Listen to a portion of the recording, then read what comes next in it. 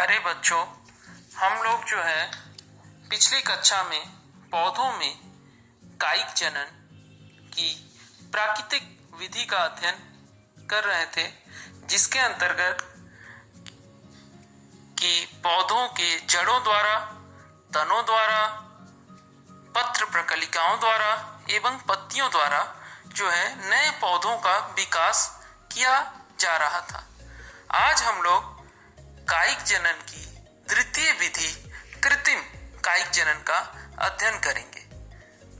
कृत्रिम कायिक जनन पौधों में स्वयं मानव द्वारा कृत्रिम रीति से किए गए कायिक प्रवर्धन को कृत्रिम कायिक जनन कहते हैं। जिन पौधों में बीज बनने तथा बीजों के अंकुरित होने में कठिनाई होती है, उनमें कृत्रिम कायिक प्रवर्धन अधिक उपयोगी सिद्ध होता है।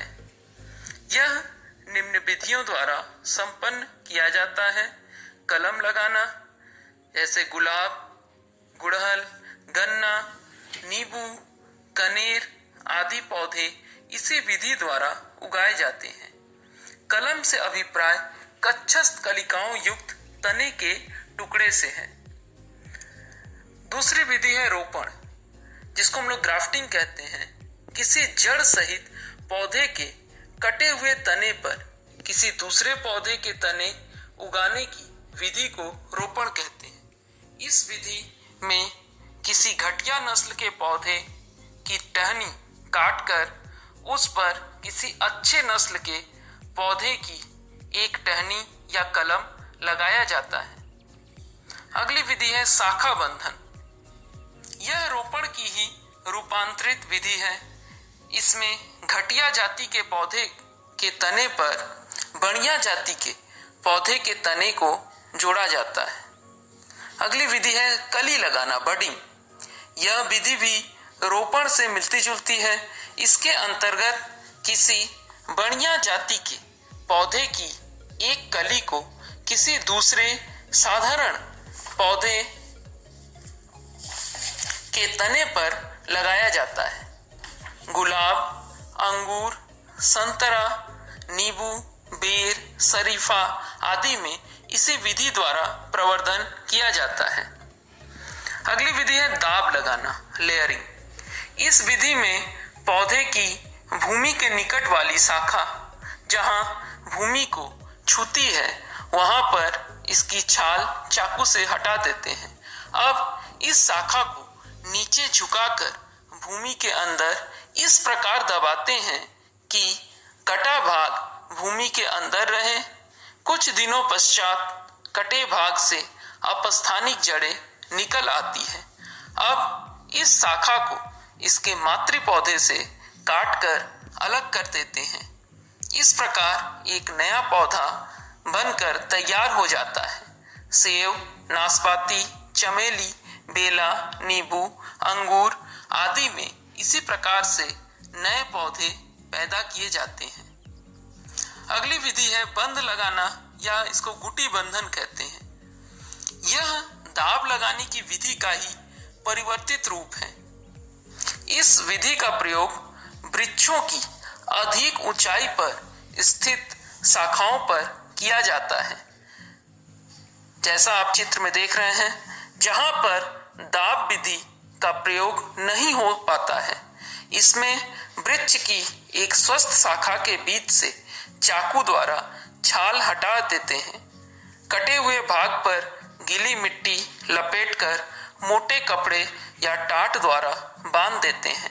इसे गुटी कहते हैं। जब कटे भाग से जड़ें निकल आती है तो इसे काटकर अन्यंत्र भूमि में लगा देते हैं। लीची, नींबू आदि में प्रवर्धन की यह विधि अपनाई जाती है।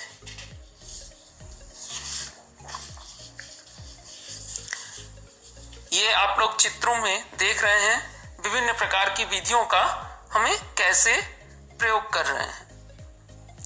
अगला है कायिक प्रवर्धन से हमें क्या लाभ है। हम लोग कायिक प्रवर्धन का प्रयोग क्यों करते हैं। पहला है कायिक प्रवर्धन द्वारा पौधों की निम्न जातियों से उत्तम जातियों का विकास किया जाता है। दूसरा है केला, अंगूर, अनानास, गन्ना आदि में बीज कठिनता से एवं देर से बनते हैं, अतः इन पौधों की उत्पत्ति केवल कायिक प्रवर्धन द्वारा ही होती है। अगला है, इस विधि द्वारा नए पौधे कम समय में उत्पन्न किए जा सकते हैं।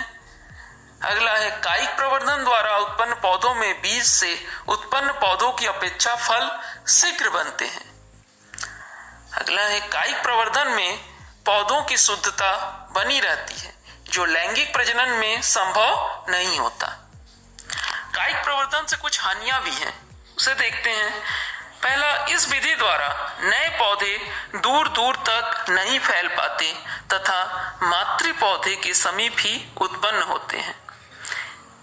इस विधि द्वारा पौधों की नई जातियां उत्पन्न नहीं की जा सकती।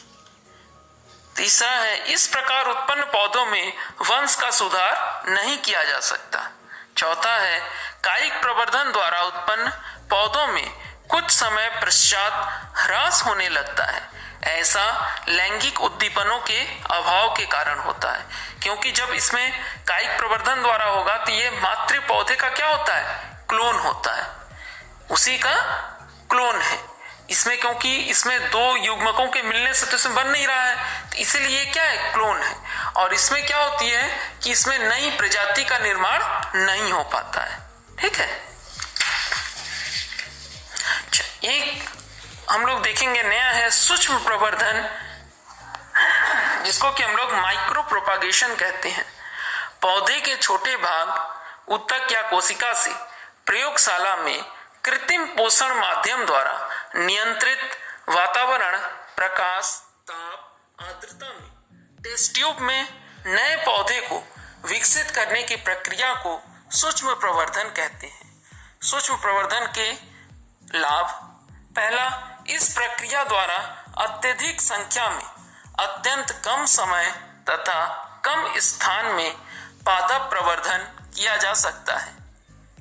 दूसरा, इस विधि से विकसित पौधों में विषाणु जनित रोग नहीं पाए जाते हैं। तीसरा, ये सभी पौधे एक ही आनुवंशिक रचना के होते हैं। चौथा, सूक्ष्म प्रवर्धन द्वारा विकसित पौधे रोग मुक्त होते हैं। धन्यवाद। आज की कक्षा यहाँ तक। अगली कक्षा में हम लोग अलैंगिक जनन के बारे में अध्ययन करेंगे।